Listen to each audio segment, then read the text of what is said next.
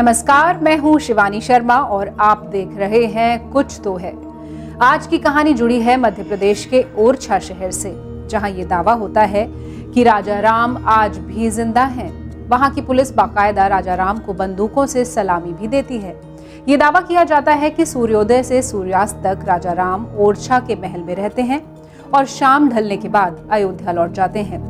कुछ ऐसा ही रहस्य राजा राम के महल से कुछ ही दूर पर स्थित केदारेश्वर धाम का भी है, जहां ये दावा होता है कि जब मंदिर बंद हो जाता है तो महादेव की पूजा करने खुद नंदी देव आते हैं। आइए जानते हैं क्या है ओरछा का रहस्य। यकीन नहीं है तो अपनी आंखों से देख लेना, अंधविश्वास मानते हो तो सबूत देख लेना।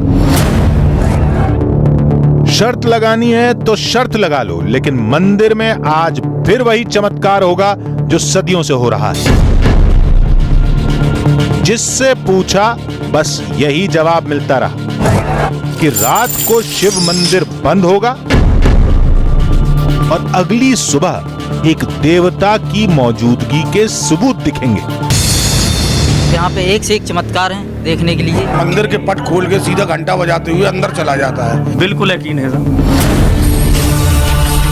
हम भी जिद पर अड़ मंदिर के दरवाजे पर सारी रात कैमरा लगा दिया।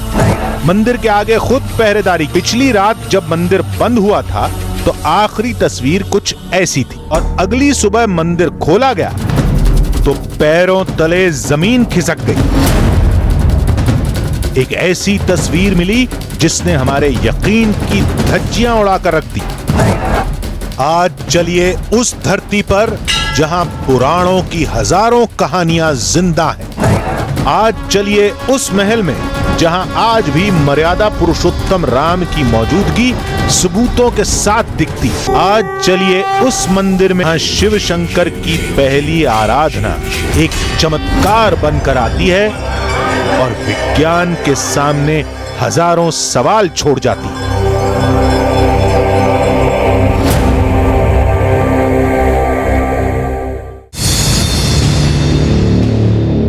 इस कहानी का अंजाम जितना रहस्यमयी है, उससे भी ज्यादा अद्भुत है इस कहानी का आगाज।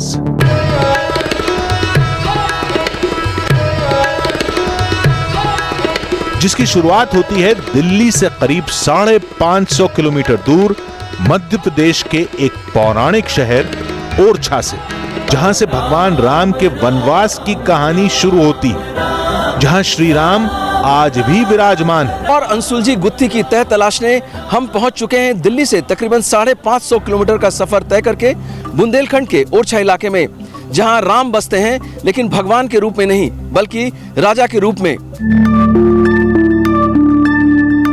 बताया गया कि शहर की सीमा यहीं से शुरू होती है और यहीं से शुरू होती है राजा राम की सल्तनत। शहर के बीचों बीच दो अद्भुत इमारतें हैं।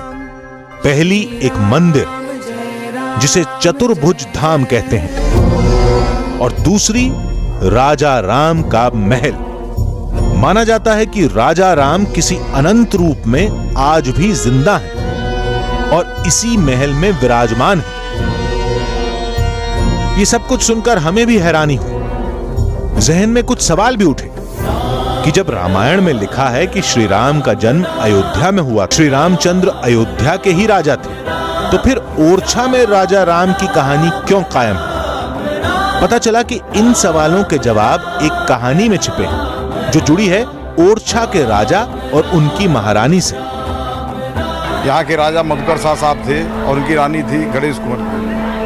क्योंकि जो राजा साहब थे मधुकर शाह साहब, वो कृष्ण भक्त थे और रानी राम भक्त थी। तो राजा साहब ने बोला कि हमको जो है वृंदावन चलना है, वहाँ पे कृष्ण जी की उपासना के लिए। तो रानी ने बोला कि आप कृष्ण भक्त हैं, मैं राम भक्त हूँ, तो मैं अपने राम जी के दर्शन अयोध्या करने जाऊँगी। तो मधुकर शाह साहब राजा साहब ने नाराज होकर बोला कि अगर आप राम भक्त हो तो राम जी को यहाँ ओरछा में विराजमान करो। तो रानी ने हट कर लिया और अयोध्या के लिए कूच कर गई। वहाँ जाके ने कई वर्षों तपस्या की। तब तपस्या से भगवान नहीं आया तो ये सरयू में कूद गई। तो भगवान ने इनको गोद ले लिया कि भगवान आप तो हमारी अगले जन्म की कौशल्या माता हैं।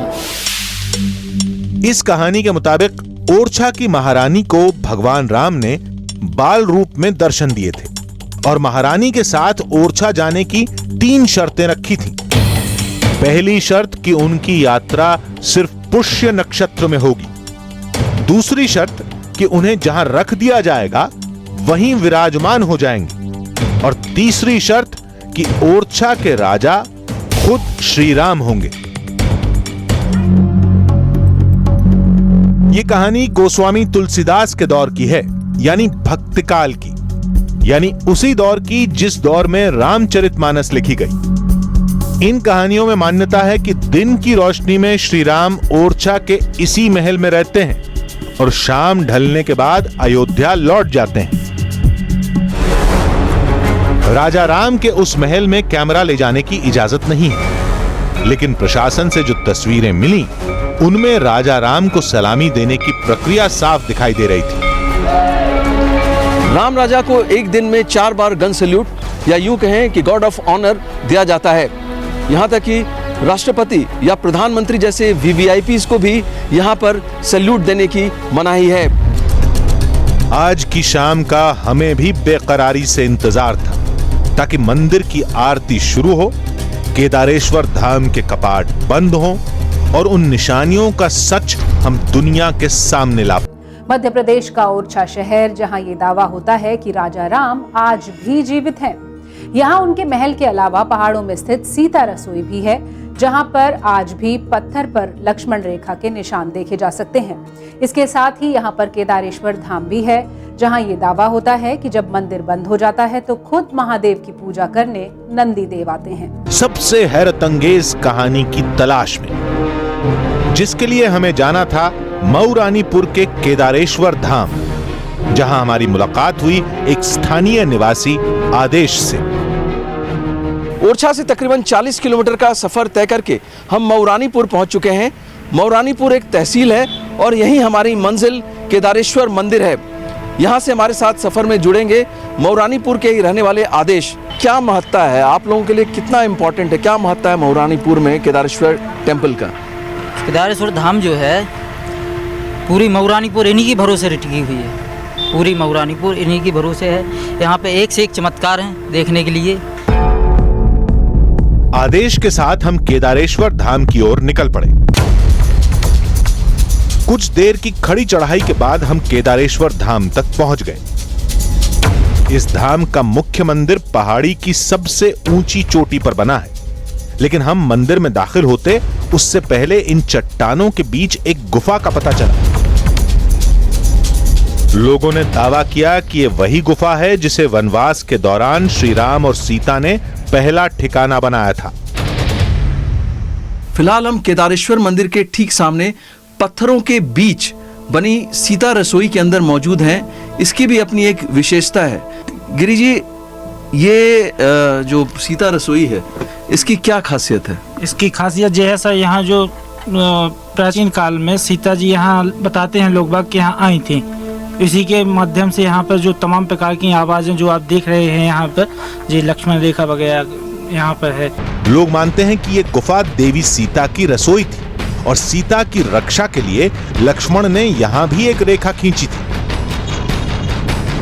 कहते हैं सीता रसोई के नाम से मशहूर इसी गुफा में सीता जी वनवास के दौरान रही थी और उनके देवर लक्ष्मण ने उनकी सुरक्षा के लिए ये लक्ष्मण रेखा खींच दी थी।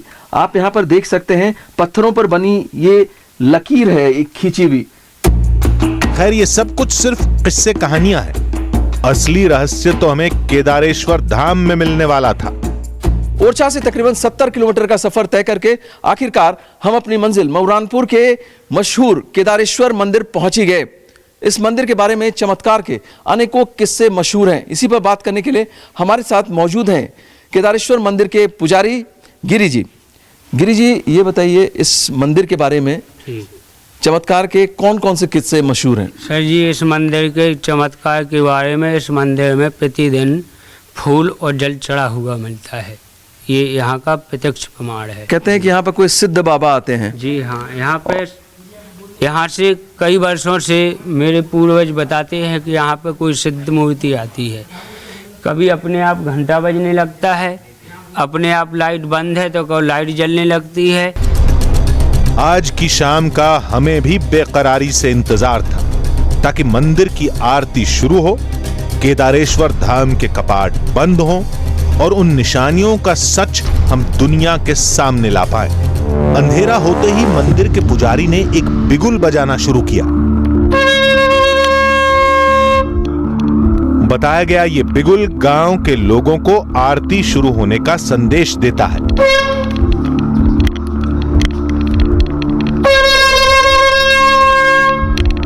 कुछ ही देर में महादेव की आरती शुरू हो गई।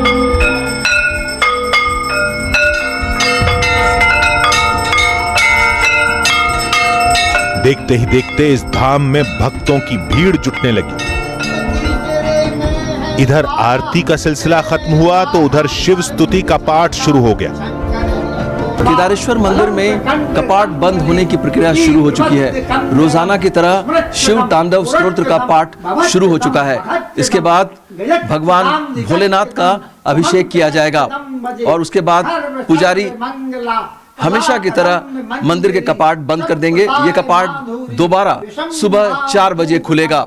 लेकिन हमारा मकसद उस रहस्य की तह तलाशना है जिसके मुताबिक भगवान नंदीश्वर भगवान केदारेश्वर की आराधना करते हैं और उसके सबूत के तौर पर इस मंदिर में सुबह कपाट खोलते के साथ फूल और जल चढ़ाने के निशान मिलते हैं। यहां मौजूद लोगों के लिए वो चमत्कार रोज की बात है, लेकिन हमारे लिए ये सब कुछ किसी अचंभे से कम नहीं था। दिल ये मानने को तैयार नहीं था कि मंदिर बंद होने के बाद कोई दैवीय शक्ति महादेव की आराधना के लिए आने वाली है। दिमाग इस बात की इजाजत नहीं दे रहा था कि अगली सुबह मंदिर खुलेगा तो नंदीश्वर की मौजूदगी के निशान हमारे सामने होंगे। खैर, लोगों के दावे और हमारी समझ के बीच ये लड़ाई बस चंद घंटों की थी और हम इस लड़ाई को पूरी शिद्दत से लड़ने वाले थे। हम फैसला कर चुके थे कि आज मंदिर में जो भी होगा कैमरे के सामने होगा। रात के वक्त हमारी आंखों के सामने ही इस कपाट को बंद किया गया था, लेकिन सुबह हुई तो यह दरवाजा खुला हुआ था। पुजारी का दावा है कि यह सबूत है कि नंदी देवता बीती रात गर्भगृह में दाखिल हुए हैं। कौन यकीन करेगा कि केदारेश्वर धाम में आज भी सबसे पहले महादेव की पूजा नंदी देव खुद करते हैं। मंदिर में चाहे जितने पहरे लगा दो, मंदिर में चाहे जितने कैमरे लगा दो, अगली सुबह नंदी देव की मौजूदगी के सबूत जरूर दिखाई देंगे। आज सदियों पुराने इस दावे की हकीकत को हमारी टीम अपनी आंखों से देखना चाहती थी।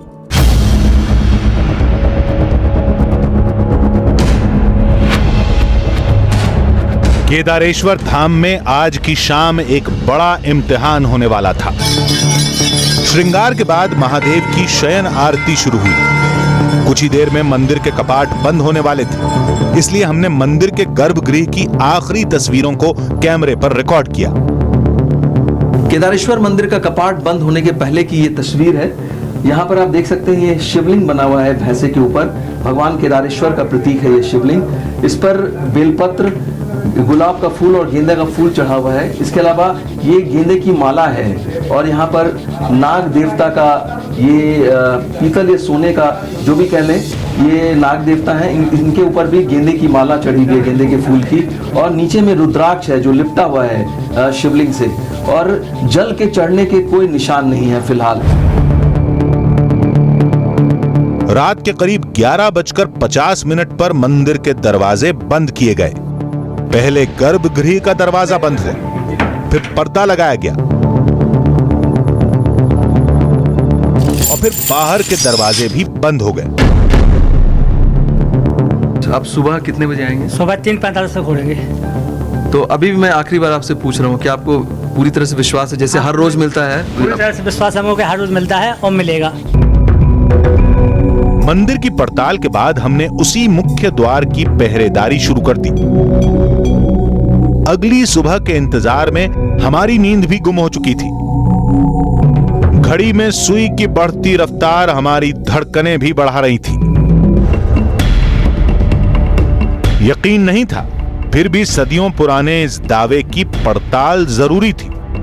अब तक हमें न कोई आहट सुनाई दी थी, न मंदिर में किसी के दाखिल होने की तस्वीर दिखी थी।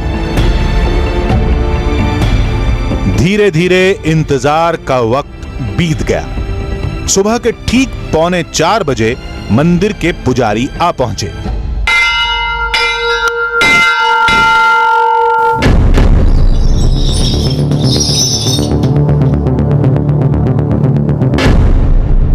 ये देखिए, एक और हैरान कर देने वाली बात है।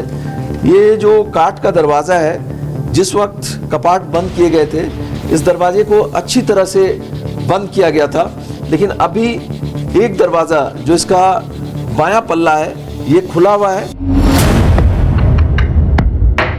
रात के वक्त हमारी आंखों के सामने ही इस कपाट को बंद किया गया था, लेकिन सुबह हुई तो यह दरवाजा खुला हुआ था। पुजारी का दावा है कि यह सबूत है कि नंदी देवता बीती रात गर्भगृह में दाखिल हुए हैं। अंदर आए तो पहली नजर में सब कुछ वैसा ही था जैसे रात में छोड़ा गया था। लगा जैसे चमत्कार का सदियों पुराना दावा सिर्फ एक अफवाह थी, लेकिन फर्श पर नजर पड़ी तो रोंगटे खड़े हो गए। बेहद हैरान कर देने वाला नजारा है। यहाँ पर जिस वक्त कपाट बंद किया गया था, ये जमीन बिल्कुल साफ थी, यहाँ पर कुछ भी नहीं था, और अभी आप देख सकते हैं यहाँ पर चावल बिखरा हुआ है।